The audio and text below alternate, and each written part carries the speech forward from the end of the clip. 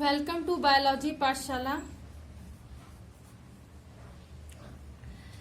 आज की पाठशाला में हम बात करेंगे मैकेनिज्म ऑफ एक्सक्रीशन की, ठीक। और इसमें हम यूरिन का फॉर्मेशन कैसे हुआ इसकी क्रियाविधि की बात करेंगे। लेकिन पाठशाला को स्टार्ट करने से पहले एज वेल एज जैसे कि हम सबको बताते हैं कि हम बच्चों को मोटिवेशन मैसेज देते हैं। मेरा मानना है कि मोटिवेशन मैसेज लाइफ में रेमेडी की तरीके कार्य करता है। इसलिए आज की इस सीरीज में मोटिवेशन का कुछ इस तरीके से है कि मैं आज को आपको कुछ रिकमेंडेशन करना चाहती हूँ देखने के लिए। Date is the secret of life. आप आराम से यूट्यूब पर जाइए और सीक्रेट ऑफ लाइफ की वीडियो क्लिप को देखिए। ये आपको बहुत नई चीजें जीवन के प्रति देगा और बहुत कुछ आपको नया सीखने को मिलेगा। इसलिए मेरे प्यारे बच्चों, आप इसे देखिए, समझिए, मेहनत करिए, करते रहिए, प्रयास करते रहिए और जीवन में आगे बढ़ते रहिए, ठीक। अगर हम आज के टॉपिक की बात करें तो बेटा टॉपिक आज का है जो आपको समझना है वो है मैकेनिज्म ऑफ यूरिन फॉर्मेशन।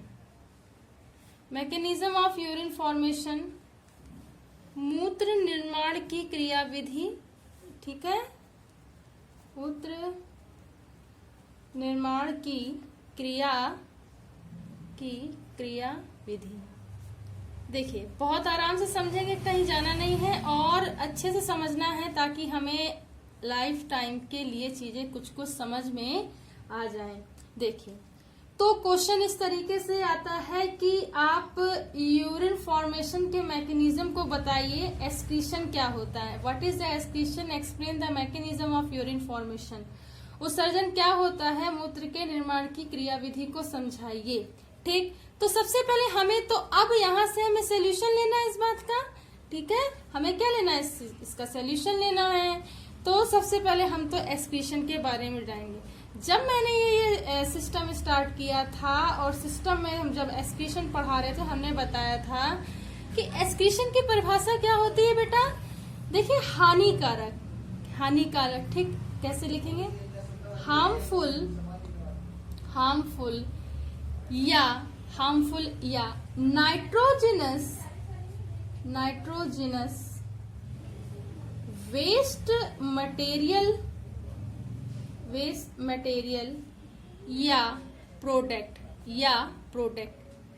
बहुत अच्छे से लैंग्वेज बनेगी, ठीक है। ध्यान से बस समझिएगा।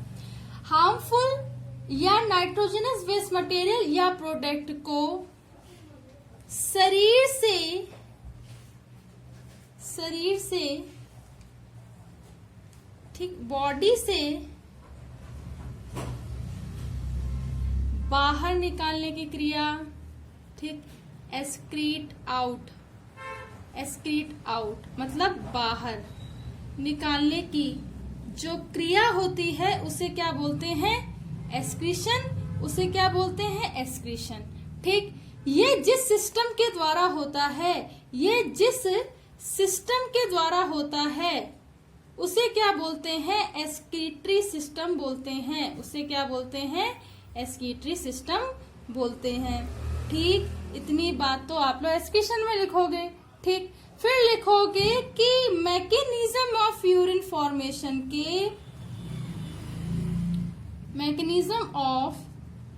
फॉर्मेशन को 3 स्टेप में बांटा गया है। मैकेनिज्म ऑफ यूरिन फॉर्मेशन को कितने स्टेप में बांटा गया है बेटा? 3 स्टेप में बांटा गया है। 3 स्टेप में बांटा गया, आप ये बताओगे। चलिए बहुत आराम से समझेंगे। सबसे पहला जो स्टेप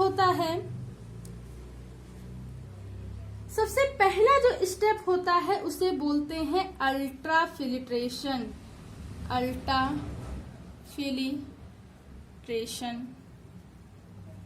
परानिस्यंदन, ठीक।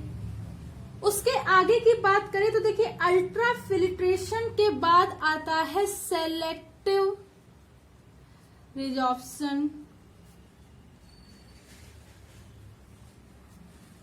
चयनात्मक पुनर्अवशोषण,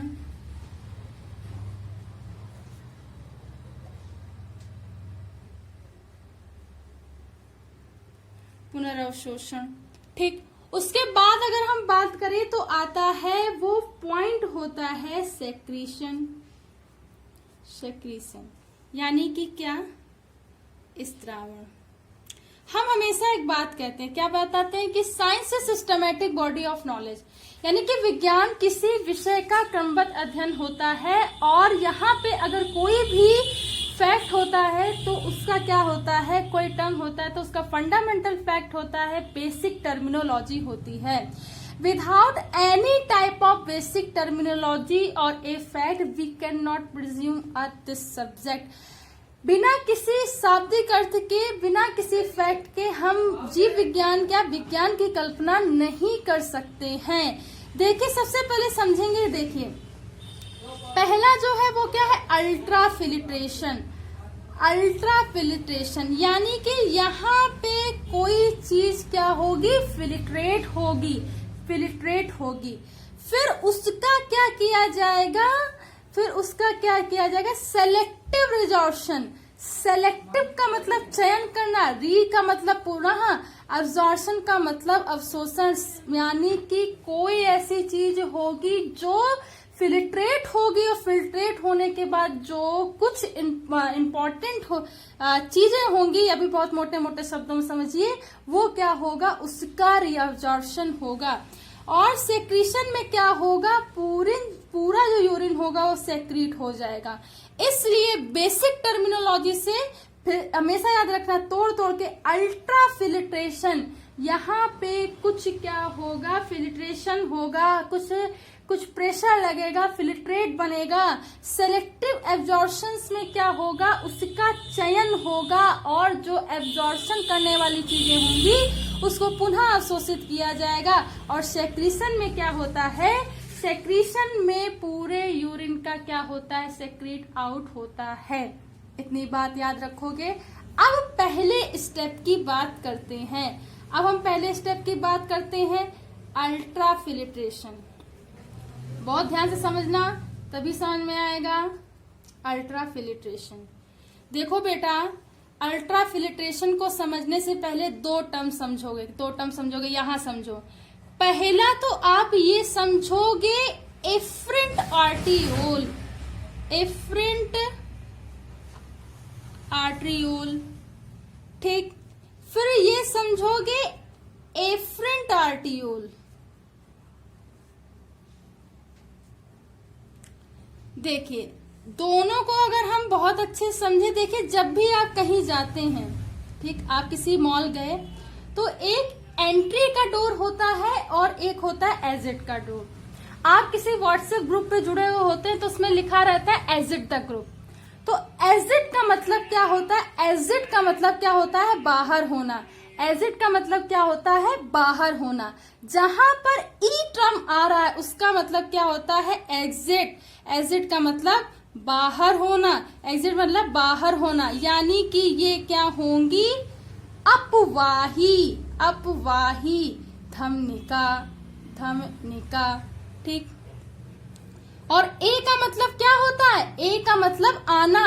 ए का मतलब क्या होता है बेटा, ए का मतलब होता है आना, यानी अभिवाही, अभिवाही धमनिका। इतनी बात तो आप याद रखोगे तब तो अल्ट्रा फिल्ट्रेशन में कोई दिक्कत नहीं आएगी। सबसे पहले अल्ट्रा फिल्ट्रेशन की बात करेंगे तो देखिए इसमें क्या होता है, यहां समझते हैं। देखिए अल्ट्रा फिल्ट्रेशन जो होता है ये हम अगर कहें यूरिन फॉर्मेशन का सबसे पहला स्टेप होता है। पहले तो आप ये बात लिखोगे, ठीक। फिर आप ये लिखोगे कि अल्ट्रा फिल्ट्रेशन की क्रिया में सर्वप्रथम ग्लोमेरुलस, ग्लोमेरुलस, ठीक, की केशिकाओं से, ग्लोमेरुलस की केशिकाओं से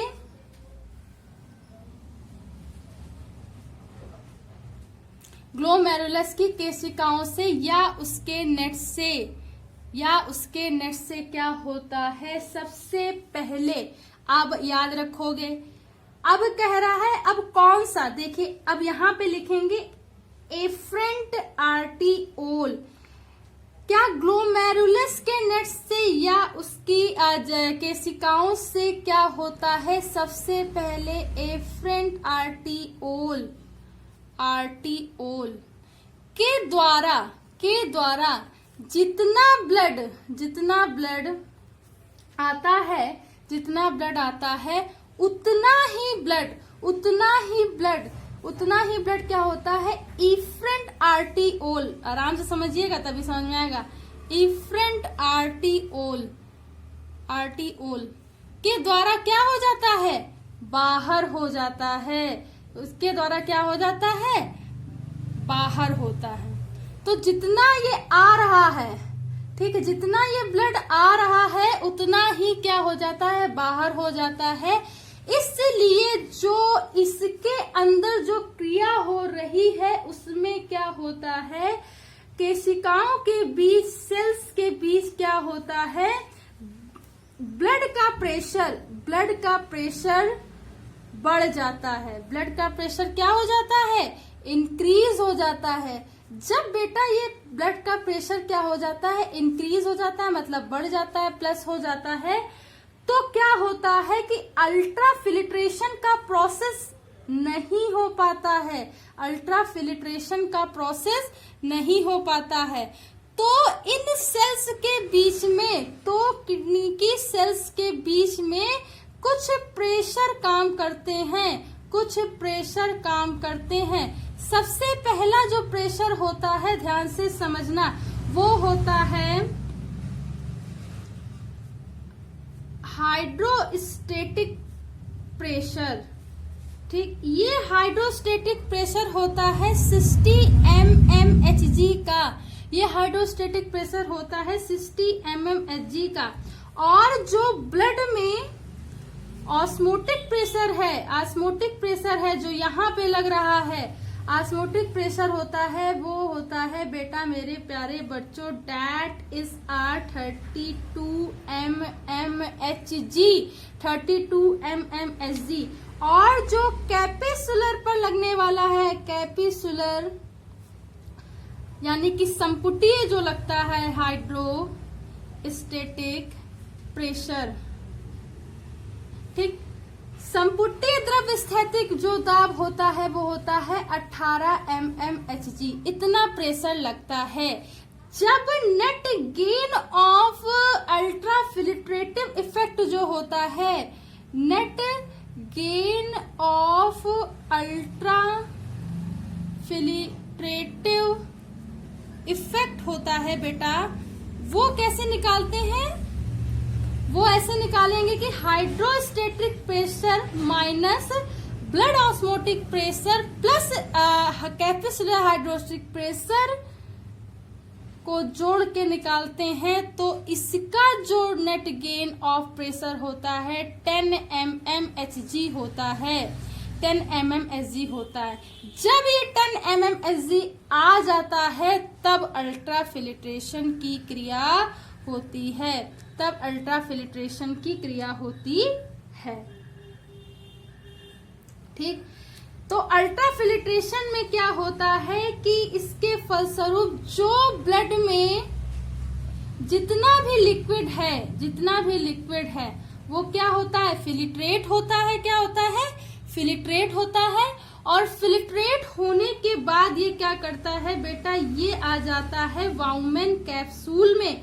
ये कहाँ आ जाता है? वाउमेन कैप्सूल में आ जाता है। कैप्सूल में आ जाता है। और जब ये वाउमेन कैप्सूल में आ जाता है तो इसे क्या बोलते हैं? नेफ्रिक फिल्ट्रेट बोलते हैं। इसे क्या बोलते हैं? नेफ्रिक फिल्ट्रेट बोलते हैं। ये नेफ्रिक फिल्ट्रेट, ठीक, इसमें क्या है? इसमें एक्सक्रीटरी मटेरियल है जो आगे और भी प्रोसेस के द्वारा, पूरे प्रोसेस द्वारा यूरिन का फॉर्मेशन करेंगे। इसे क्या बोलते हैं? ग्लोमेरुलर फिल्ट्रेट भी बोलते हैं। ठीक, तो बिना क्या कहते हैं अल्ट्राफिल्ट्रेटिव इफेक्ट के अल्ट्राफिल्ट्रेशन का प्रोसेस नहीं होता है। कुछ इस तरीके से इसका ओवरव्यू होता है। ठीक, तो जब हमें ग्लोमेरुलर फिल्ट्रेट मिला, अब इसी नेफ्रिक फिल्ट्रेट या ग्लोमेरुलर फिल्ट्रेट का आगे प्रोसेस होगा। वो क्या होगा देखते हैं। अब जो प्रोसेस होगा that is the selective reabsorption, that is the selective reabsorption.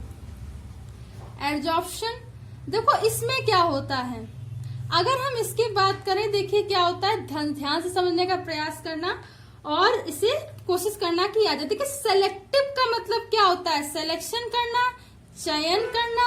ठीक, री का मतलब क्या होता है, री का मतलब क्या होता है, दोबारा या अगेन। ठीक, एब्जॉर्प्शन का मतलब क्या होता है, एब्जॉर्प्शन का मतलब एब्जॉर्ब करना।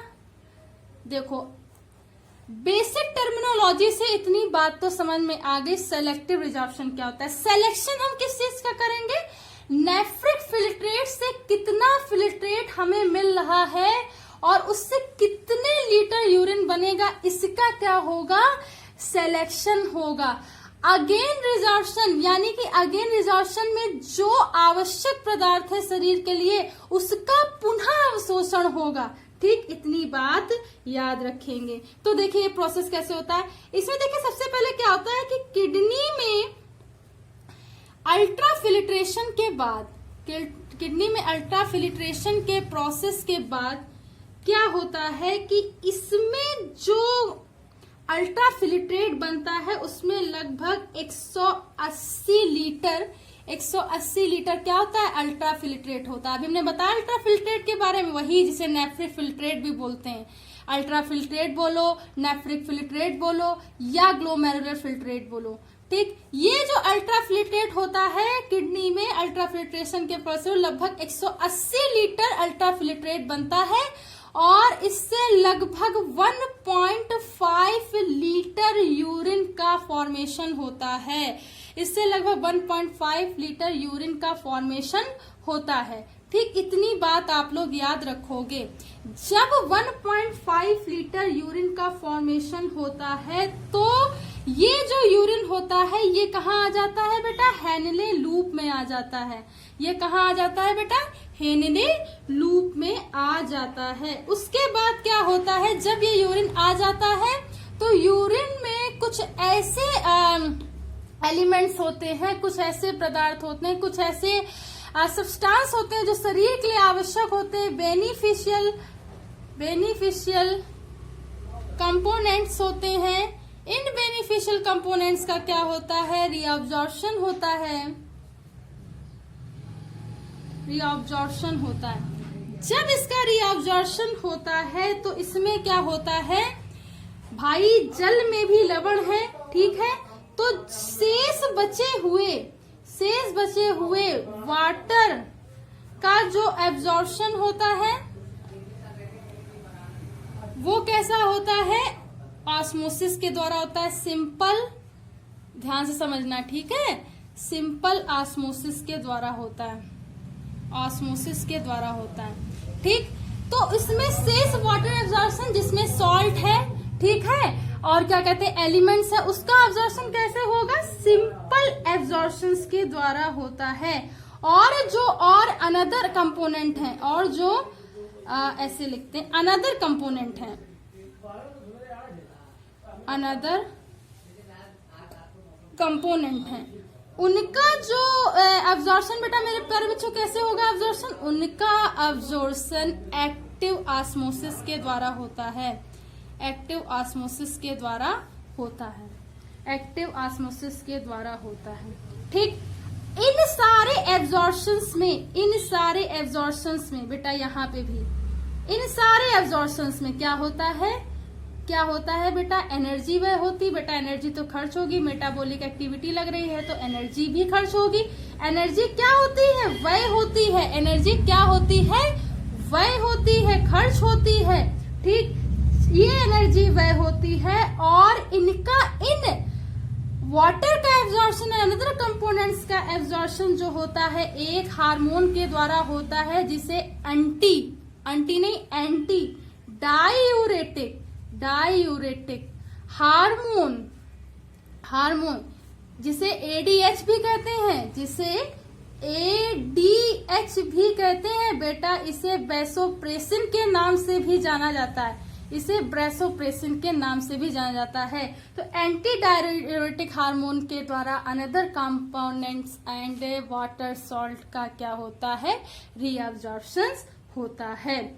और एडीएच के द्वारा ही सेलेक्टिव एब्जॉर्प्शन की क्रिया रेगुलेट होती है। ये बात ऑब्जेक्टिव में पूछी जाती है और नीट में पूछा जाने वाला क्वेश्चन ये है। तो कुछ इस तरीके से सेलेक्टिव एब्जॉर्प्शन होता है। आगे देखिए, आगे आता है सेक्रीशन। आगे आता है सेक्रीशन। जब बेटा एक्सक्रीशन का प्रोसेस हुआ, जब यूरिन का मैकेनिज्म स्टार्ट हुआ तो अल्ट्राफिल्ट्रेशन हुआ। अल्ट्राफिल्ट्रेशन के बाद सेलेक्टिव रिजॉर्प्शन हुआ। अब इस सेलेक्टिव रिजॉर्प्शन के बाद जो भी यूरिन बचा है उसको क्या किया जाएगा, ब्लड से अलग किया जाएगा, उसको किया जाएगा ब्लड से सेपरेट किया जाएगा। बहुत सिंपल भाषा में समझे। और सेपरेट होने के बाद उसे किडनी ट्यूब्यूल्स में क्या किया जाएगा, ठीक, किडनी ट्यूब्यूल्स में इसे क्या किया जाएगा, ले जाया जाएगा और वहां से एक्सक्रीट आउट होगा। अगर इसके पर्टिकुलर डेफिनेशन की बात करें तो क्या होता है, पार्टी ट्यूबुलर नेटवर्क या परिनलिका जालिका के द्वारा सबसे पहले इसमें क्या होता है, इसमें हानिकारक नाइट्रोजनस वेस्ट का, सबसे पहले हानिकारक नाइट्रोजनस वेस्ट का ये क्या किया जाता है, जो फिल्ट्रेशन होता है, ठीक, फिल्ट्रेशन होता है, या जो फिल्ट्रेशन के लिए बचे रह जाते हैं, जो फिल्ट्रेशन के लिए बचे जाते हैं उनका क्या होता है, फिर से सेक्रीशन होता है, ठीक। जब ये सेक्रीशन होता है तो इसके बाद स्त्रावी नलिका या सेक्रीटरी ट्यूब्यूल्स के द्वारा, ठीक, तो सेक्रीशन में सेक्रीटरी ट्यूब्यूल के द्वारा ठीक, तो इस तरीके से इस नाइट्रोजनस बेस का बनना यूरिन फॉर्मेशन कहलाता है और सेक्रीटरी ट्यूब्यूल्स के द्वारा इसका एक्सक्रीशन होना, that is the process of secretion, ठीक। अगर हम आगे की बात करें तो देखिए यूरिन के केमिकल कंपोनेंट्स क्या होते हैं। इसके कंपोनेंट्स की अगर हम बात करें तो मोटा मोटा हिसाब किताब ये समझिए कि यूरिन के कंपोनेंट्स में देखिए क्या क्या चीजें होती हैं। अगर हम यूरिन के कंपोनेंट्स की बात करें तो देखिए इसमें 90% तक क्या होता है, वाटर होता है, 19% तक वाटर होता है, ठीक। 2% तक क्या होता है, नेसेसरी क्या होते हैं, सॉल्ट वगैरह होते हैं, अननेसेसरी सॉल्ट होते हैं, ठीक। 2.6% तक क्या होता है, यूरिया होता है, 2.6% तक यूरिया होता है। 0.3% तक क्रिएटिनाइन होता है, ठीक, क्रिएटिनाइन होता है, क्रिएटिनिन होता है, ठीक। उसके बाद अगर हम बात करें तो देखिए इसमें कुछ क्या होता है, स्मॉल क्वांटिटी में क्या होता है, हमें क्या पाया जाता है, इसमें कुछ क्या बताऊं, जैसे कि अम्ल, ठीक है, इसे बोलते हैं यूरिक एसिड, ठीक है, यूरिक एसिड पाए जाते हैं, ठीक। तो और इसमें इस तरीके से इसका जो क्या होता है, कंपोनेंट्स का ओवरव्यू होता है, ठीक है, क्लासिफिकेशन होता है, ये कुछ इस तरीके से इसमें चीजें होती हैं, ठीक। यूरिन की अगर बात करें तो यूरिन का जो येलो कलर है, येलो कलर जो होता है वो यूरोक्रोम के द्वारा होता है। वो किसके द्वारा होता है बेटा, यूरोक्रोम के द्वारा होता है, ठीक है, याद रखेंगे, ठीक। और जो यूरिन होता है कैसा होता है, एसिटिक होता है, हल्का कैसा होता है, एसिटिक, अम्लीय होता है, हल्का अम्लीय होता है, क्या होता है, अम्लीय होता है, ठीक। तो ये इतनी बात आप लोग याद रखोगे, इतनी बात आप लोग याद रखो। इस तरीके से बेटा इसका कुछ ओवरव्यू होता है। आई होप बेटा आज की पाठशाला आपको समझ में आई हो। अगर आज की पाठशाला आपको समझ में आई हो तो इसे ज्यादा से ज्यादा लोगों तक शेयर कीजिए, सब्सक्राइब कीजिए। धन्यवाद।